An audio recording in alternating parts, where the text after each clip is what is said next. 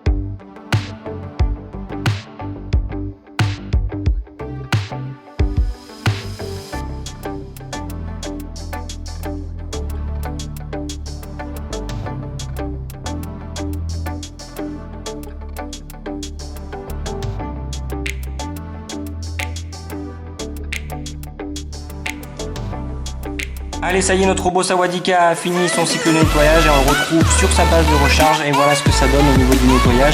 Donc 74 mètres carrés nettoyés en 87 minutes, voilà, donc c'était un petit peu long mais c'était la première fois qu'il passait. Je pense qu'il a mis un peu plus de temps pour faire la cartographie de la pièce à nettoyer. Et du coup voilà ce que ça donne. Donc vous pouvez voir des passages un peu incohérents, mais en fait je me suis aperçu qu'il passait en gros pour finir vraiment tout à la fin, tous les recoins. Donc vraiment du très bon boulot de la part du robot. On va retrouver donc voilà des allers-retours un peu incohérents, mais c'est pas grave, je pense que c'était vraiment dû à la première utilisation. Donc vraiment très surpris du travail effectué par le robot, il est vraiment passé partout où je lui ai laissé la possibilité de passer. Point positif du coup de ce robot, donc et c'est l'intérêt du coup du Sawadika, c'est qu'on va retrouver deux lavettes, donc une à l'avant qui injecte le produit et une à l'arrière qui essuie, et ces deux lavettes sont vibrantes en fait, puisque du coup elles nettoient réellement votre sol. J'ai essayé de vous le faire voir dans la vidéo, hein. Donc rien à voir et c'est pas comparable avec un robot aspirateur laveur. Avec une lavette humide à l'arrière qui donne l'impression de nettoyer, ou c'est juste une lavette statique qui passe et qui essuie votre sol. Autre point positif, donc c'est les différents modes de nettoyage. Donc le mode dry pour le nettoyage à sec, le mode normal et le mode strong. Voilà, donc moi dans la vidéo j'ai utilisé le mode normal et le mode strong. Donc le mode normal c'est vraiment super parce que du coup il laisse une fine couche d'humidité derrière le passage de l'aspirateur et donc vous pouvez réutiliser votre pièce rapidement parce que ça sèche vraiment très vite. Et le mode strong, donc ça laisse un peu plus d'humidité derrière, donc il faudra attendre un peu plus longtemps. Et par contre, au niveau du nettoyage, comme c'est plus humide, c'est vraiment plus efficace. Par contre, il faut bien faire attention au mélange détergent-eau, parce que si vous dosez trop en détergent, en fait, ça aura tendance parfois à mousser. Vous voyez, mon sol, moi, du coup, c'est du carrelage avec des joints. Et du coup, vous pourrez retrouver un peu de mousse dans les joints. Et donc, si c'est pour que ça laisse des traces ou repasser derrière le robot, il n'y a aucun intérêt. Voilà. Donc au niveau du bruit aussi, donc vraiment un point positif, parce que du coup le robot fait très peu de bruit. Bon, bien évidemment il y a les deux moteurs qui travaillent hein, pour avancer et pour faire bouger les lavettes. Donc ça fait un peu de bruit, mais ça n'a rien à voir, c'est pas comparable du coup avec le robot aspirateur par exemple de Xiaomi. On va retrouver aussi donc pour les points positifs, donc au niveau de la gestion des différences de niveau grâce à deux capteurs qui se trouvent un de ce côté et un autre de ce côté sur la partie inférieure. Donc la gestion des différences de niveau, donc pas d'inquiétude, si vous avez un escalier, votre robot ne tombera pas dans les escaliers et finira pas complètement explosé en bas, parce que du coup il gère vraiment très bien ça. J'ai essayé de le mettre en défaut et il réagit vraiment très bien, donc dès qu'il voit qu'il y a un escalier, il rebrousse chemin. Voilà, donc ça c'est vraiment plutôt sympa aussi. Du coup on va attaquer un peu les points négatifs, donc on va retrouver une gestion en fait des tapis qui est assez compliquée. Donc si votre tapis est assez haut, il essaiera bien évidemment, donc il va buter dessus et il repartira d'où il vient. Par contre, si votre tapis est vraiment très fin comme celui que j'ai mis dans la vidéo, il essaiera de monter dessus et il va mettre un temps fou à essayer de s'en sortir, parce que du coup il va continuer à bouger, à faire bouger les lavettes dessus pour essayer de le nettoyer, et il mettra beaucoup plus de temps. Voilà. Donc au même titre que quand vous lavez avec une serpillière, ben, il faut tout enlever avant de lancer votre robot. Voilà. Autre point négatif, donc c'est la gestion des chocs en fait, puisque du coup le robot est quand même assez bourrin, on va dire. Alors il arrive à bouger certains objets qui sont quand même assez lourds.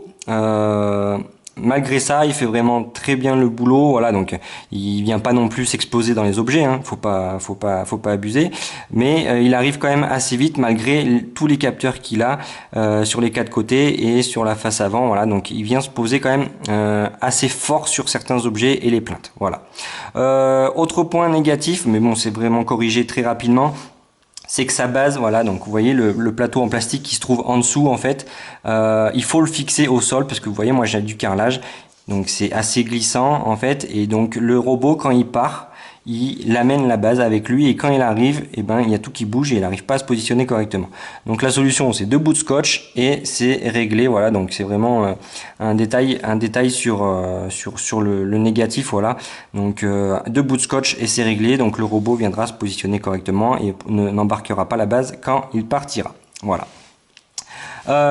Donc aussi, donc là je vous fais voir dans la vidéo, donc la vidange. Moi je vous invite vraiment, quand vous mettez du détergent, à faire une petite vidange de votre robot une fois que vous avez fini. Donc vous remettez un petit gobelet d'eau dedans et vous appuyez sur le bouton qui se trouve sous le capot pour faire une vidange et nettoyer vos bus. Comme ça, pas de problème, vos bus ne seront jamais bouchés. Voilà. Autre point positif, du coup, on va parler du prix maintenant, puisqu'on retrouve ce produit aux alentours des 250 €. Donc, je vous mettrai un petit lien dans la description ici en bas. Donc, chez mon partenaire Gearbest, il est à 250 € en ce moment. Donc, c'est vraiment un très bon produit. Voilà, même ailleurs, il est dans cette gamme de prix, voire même un peu plus. Donc, je vous invite à le commander chez mon partenaire Gearbest. Ça vous fait vraiment envie, parce que vous étiez vraiment nombreux à attendre ce test pour découvrir ce produit qu'on retrouve pas partout. Voilà. Donc vraiment un très bon prix par rapport au travail effectué par rapport à ce robot. Donc le Sawadika ZDG 300, voilà, donc un super produit que je vous recommande. Donc si vous avez des questions sur le produit, n'hésitez pas à me les faire savoir sur les différents supports Xiaomi Passion. Voilà, j'essaierai de vous répondre le plus rapidement possible. Si vous avez aimé la vidéo, comme d'hab, vous mettez un petit pouce et surtout n'hésitez pas à vous abonner à la chaîne YouTube Xiaomi Passion et à venir me voir sur les différents supports, donc Facebook, Twitter et même sur le blog. Et du coup, sur ce, moi je vous dis à la prochaine. Salut!